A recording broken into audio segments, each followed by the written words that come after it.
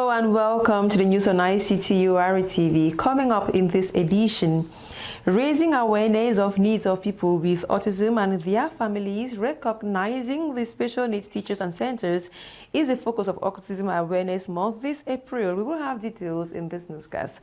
Also to come in this edition, the Bank of Central African States, BEAC, has injected new coins into its transactions. Details in this edition. Stay with us.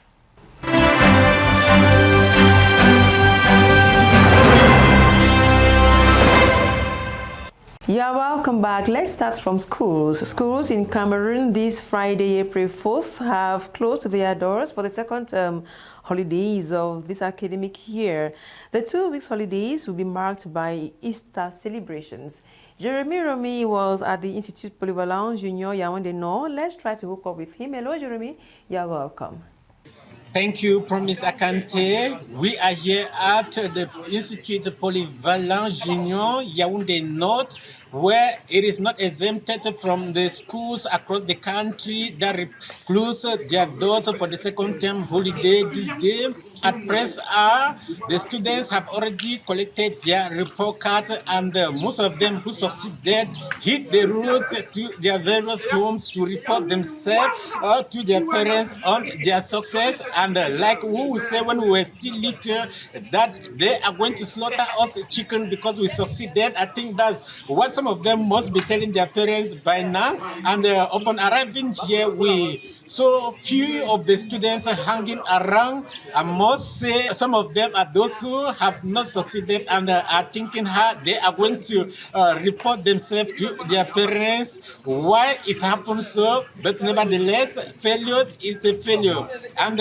Promise Akante, we got into the campus and met handful staff members who were so excited to see ICTU-RTV, and we had to talk with them, exchange with them, and they told us that not all the teachers and the students will be going for holidays because they will be having holiday classes to take those in Form 5, those in Troisième, those in Terminal, and those who will be writing back, as well as those in upper Cs that will be left back here because of the holiday classes. You know, they call it an injury time and they cannot let it go. That's why they will be having holiday classes, and not everyone will go for holiday. Only those from Form 1 to Form 4 that will go for holiday. Like you will say, it is Easter break, of course. And after 2 weeks, the student will be back here to continue with their studies, and that will be the last term of the 2024-2025 academic year in the Republic of Cameroon. Promise Akante, Louisa Kinye, Michel Betayene, Danny Robinson, and Ernest Akufo. Not forgetting our viewers, thank you for joining us live here at the Institute Polyvalent Junior de Yaoundé Nord. I am Jeremy Romy, reporting for ICTU-RTV. Let's now talk health in this newscast. A total of 200,000 pints of blood are in view of being collected during this year 2025 in the country. This was made known by a French delegation that was receiving an audience by the Minister of Public Health, Dr. Manawuda Malashi, on April 3rd. According to the delegation, the blood transfusion support program to Cameroon will be done in 2 phases. Details in this report by Louisa Kinyoy. A French delegation led by Dr. Jean-Baptiste Dufour has presented a blood transfusion support program to Cameroon's Minister of Public Health, Dr. Manawuda Malashi. This was during a hearing granted them yesterday, April 3, by the minister in his cabinet. The program, initiated in 2021 and set to begin implementation in June 2025, aims to collect 200,000 pints of blood by building the capacity of blood transfusion technicians and civil society associations involved in blood donation. The first phase is set to train a total of 50 technical personnel, precisely 30 blood transfusion technicians and 20 hospital blood bank staff in the far north, east, and south regions. Field visits will precede the training to identify suitable candidates. These trained personnel will then train community association managers in the second phase. Dr. Manawuda praised France's support, reaffirming their partnership in Cameroon's health sector. He also urged the National Blood Transfusion Center, CNTS, to increase its own efforts and not rely solely on foreign aid. He recommended collaboration with the Communication Department to promote blood donation and overcome public reluctance. The CNTS is now preparing to launch the first phase of the program, which coincides with World Blood Donation Day to be celebrated on June 14. We stay in health, where the needs of people with autism and their families are being highlighted as the 2025 edition of World Autism Awareness Month is being observed, with focus on the intersection between neurodiversity and global sustainability efforts. Focus is on the special needs teachers whose passion, love and patience enables these persons with autism receive adequate training. Details in the following report. The month of April each year is observed as World Autism Awareness Month, beginning with the United Nations sanctioned World Autism Awareness Day on April 2. Throughout the month, the focus is on sharing stories and providing opportunities to increase understanding and acceptance of people with autism for who they are and fostering worldwide support for them at school, at work, at home, and in everyday life. Autism Acceptance Month is not only a global opportunity to raise awareness of the needs of people and families, but also to recognize the special needs teachers and centers who are providing training and transforming the lives of people living with autism. In Yaoundé, one such center is the National Center for the Rehabilitation of Persons with Disabilities, Cardinal Paul Émile Léger, in Etugebe. The teachers adopt an individualistic approach, handling each learner with love, patience, and a great dose of encouragement. 6, 7. Très bien. 5. Un bravo pour Junior. Autism, also known as autism spectrum disorder, is a neurodevelopmental disorder characterized by social interaction and communication challenges, as well as restricted or repetitive behavioral patterns. The condition is lifelong and symptoms can vary considerably from one person to the next. Symptoms involve challenges or differences in intellectual, language, social, and motor abilities. People with autism may learn, act, think, communicate, and interact differently than people who do not have autism spectrum disorder. Autism is referred to as a spectrum disorder because there is so much variation in terms of the type of symptoms people experience and the severity of those symptoms. En économie, ce 2 avril 2025, le gouverneur de la BEAC, Yvon Sanabangui, a effectué le lancement des nouvelles pièces de monnaie par visioconférence depuis Bangui en Centrafrique. L'une des principales innovations, l'introduction d'une pièce de 200 francs. Les spécificités de cette nouvelle gamme de pièces de monnaie type 2024 avec Michel Betaïni. 1 franc, 2 francs, 5 francs, 10 francs, 25 francs, 50 francs, 100 francs, 200 francs, 500 francs sont les 9 dénominations des nouvelles séries de pièces de monnaie type 24 qu'a mis en circulation la Banque des États de l'Afrique centrale BEAC. Fabriquées à partir de métaux résistants et respectueux de l'environnement, ces nouvelles pièces de monnaie par ces gravures illustrent l'intégration sous-régionale et l'émergence des États de la Communauté économique et monétaire d'Afrique centrale CEMAC. On observe des motifs qui renvoient à des thèmes tels que l'éducation, la place de la femme dans la société, l'agriculture moderne et la protection de la faune et de la flore. En plus de l'introduction de la pièce de 200 francs, cette nouvelle gamme apporte comme autre innovation les métaux utilisés. Différents de la précédente gamme, elles ne pourront pas être utilisées par les machines à jeu puis revendues. L'une des principales causes de la pénurie des pièces. Ainsi, chaque année, 500 millions de pièces seront progressivement mises en circulation dans les pays de la sous-région d'Afrique centrale. Toutefois, il est important de rappeler que les pièces de la gamme type 24 circuleront conjointement avec celles des anciennes séries encore en usage. The injection of coins by the Bank of Central African States BEAC comes as a breath of fresh air for business operators, especially small businesses. However, this solution is considered partial as the main problem remains. Ernest Akufo.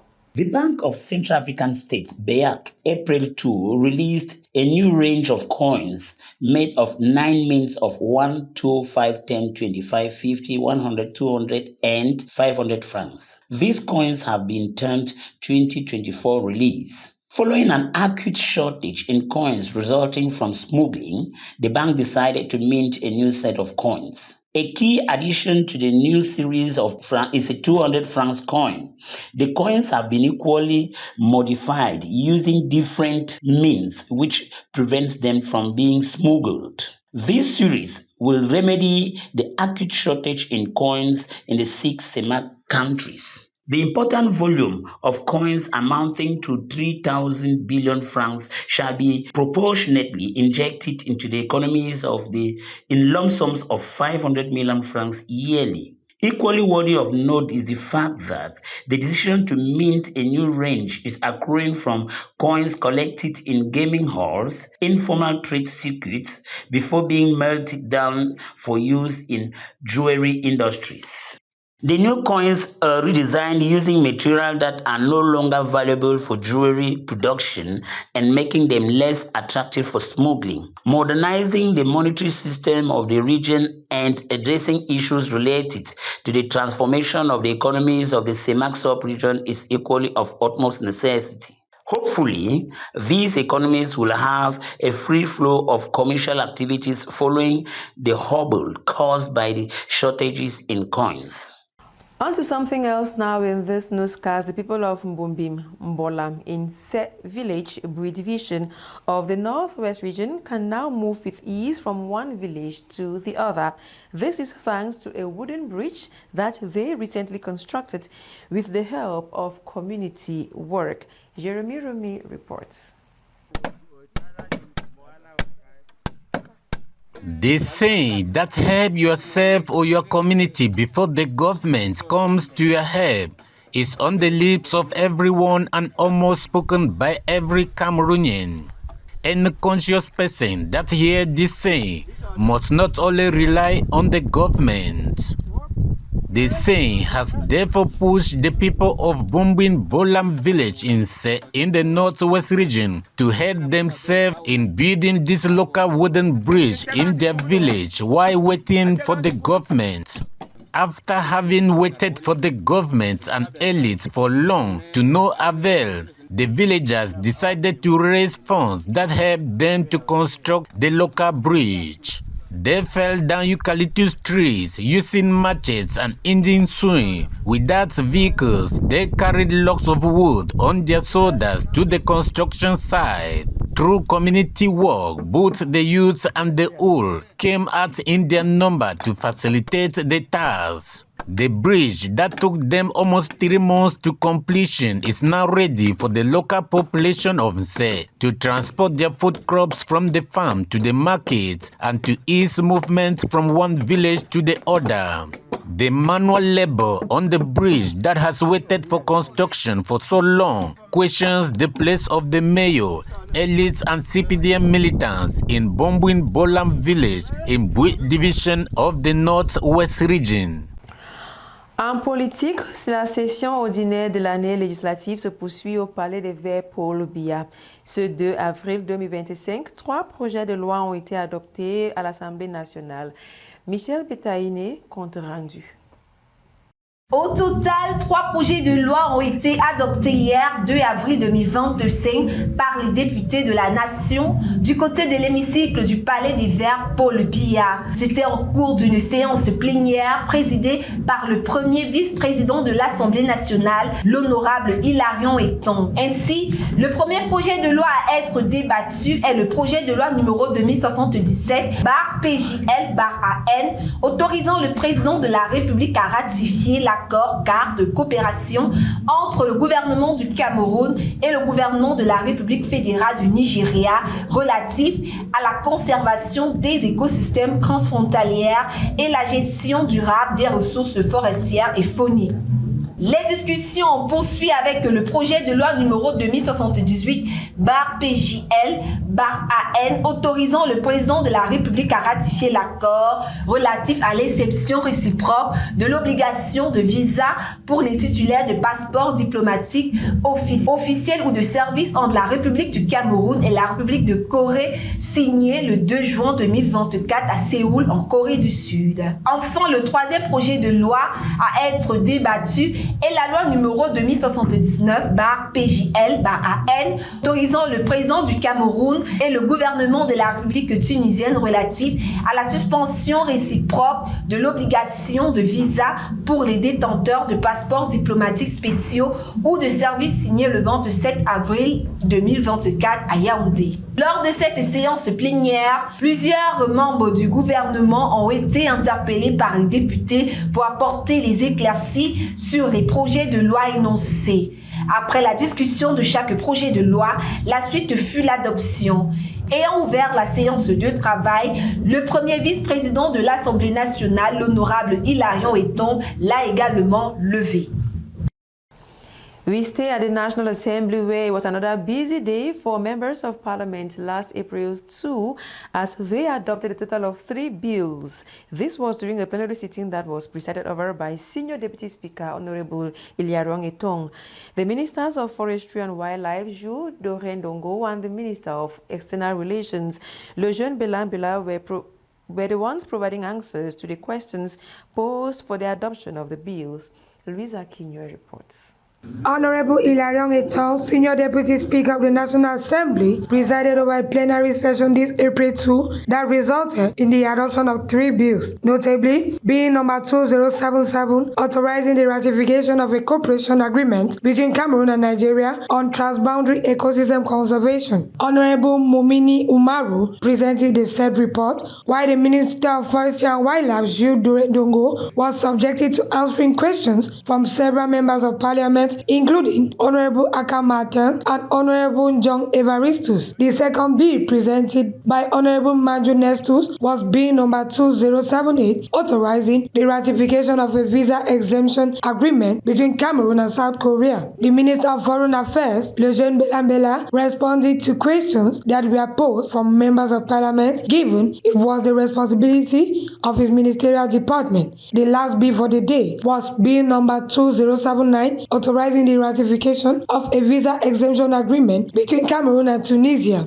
Honorable Nze Frank Eric presented the said report, and with no further interventions, the bill was adopted alongside the 2 other bills. Throughout the session this Wednesday, Minister Delegate Baldwin Wakata accompanied the defending ministers. The session was also assisted by Honorable Tukamazel Epustela, Asian Andrenuel, and Mamoudou Atiku Ayatu, the secretaries of the Bureau and the Secretary Generals of the National Assembly.